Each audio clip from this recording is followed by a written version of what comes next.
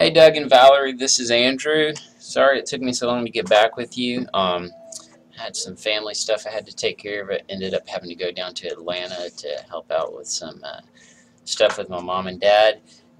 Just take a look at this. Let me know what you think. I think you'll be pleased. I threw out a few numbers when I was there. Pretty non-committal, but I think you'll be pleased on where we are. So let's take a look at it and see what you think. This is your house. This is what we call the subject property. If we look at the square footage, it's recorded as 1,375. We go to the tax record just to compare, and the tax record has it the same. This is where I kind of invite you guys to say, if you know of anything different, let me know so that we can make any adjustments. But that's what I'm assuming it is. It's usually not that consistent. So looks like that's the square footage. So first thing we want to do is we want to go through our closed comparables in the neighborhood. If we look at the neighborhood just as Donaldson Hills, we've got 3 sales this year that would be true comparables. We've got this one right here at 116 a foot, 137 and 136. Now these are way higher than I had expected. They're very recent. So that's really good for you guys. Now we're going to cast the net just a little bit wider and look at Donaldson as a whole.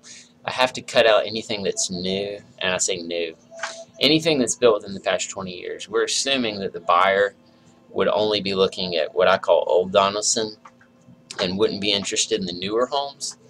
So what I did here is just kind of look at it from a larger perspective, knowing that the appraiser is going to likely pick at least one comparable sale outside of the neighborhood. So we have 121 a foot, 114 a foot, 102 a foot, 134 a foot, 123 a foot, and 137 a foot. Of course, this is going back to Donaldson Hills again. So you just kind of see the point is that you're selling for sort of top value.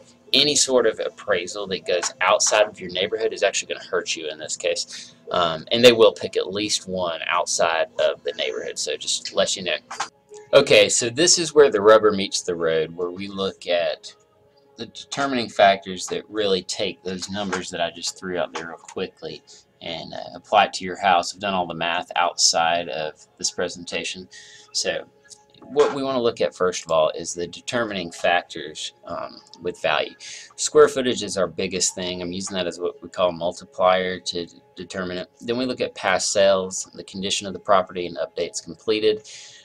Basement square footage or garage space, those are not as important in this scenario.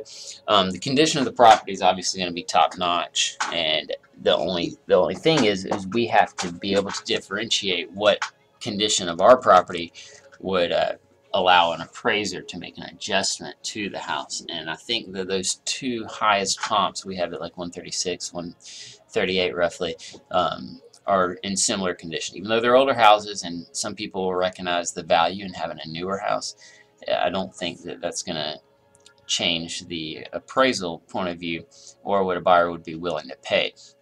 Now the subjective factors, these are the things that are really hard to impress on clients, and these are things that hurt the value of the house or help the value of the house. Size of the yard, access to the backyard, but they're not adjustable on an appraisal. So I'm not trying to sell to the appraiser per se, but unless someone is willing to pay for a larger backyard out of pocket, it doesn't mean that we're going to get the appraisal to justify the value. So first thing I want to do is then ground you in reality, what I know to be fact, and that is that your house, if you only take the top 2 comparable sales and assume the appraiser is going to make the adjustments for the condition of your house being superior to most, or pick a really high comparable outside of the neighborhood, your sales price would be $189,750. Of course, we'd round that up to $189,900.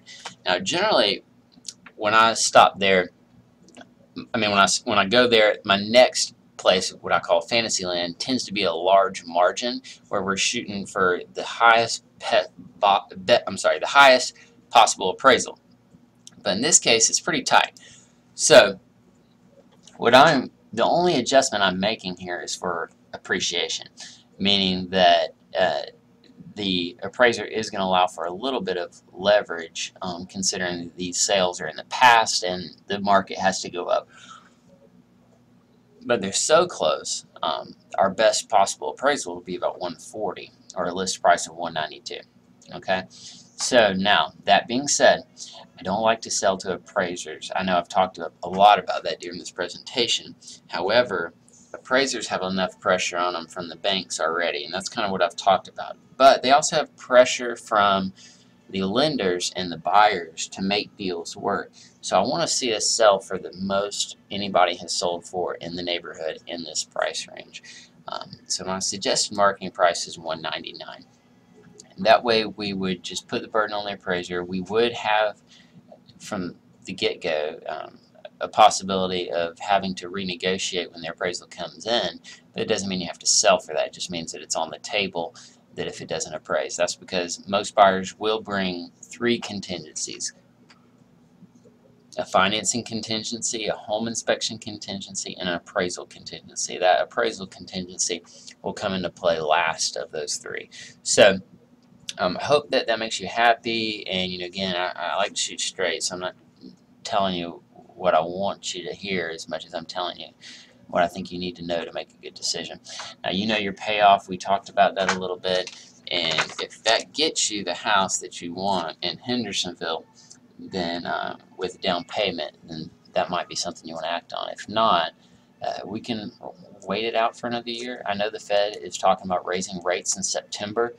It's going to hurt us in terms of the market continuing to go up, but it is inevitable. They haven't raised the rates in 5 years, 4 years, so we are going to be looking at that in the near future. So if you have any other questions, give me a call, and I'll follow up with you guys and let you know any other thoughts I have on this. And your house looked perfect. I have very few things written down that I would have you do, and it mostly goes around just decluttering and depersonalizing.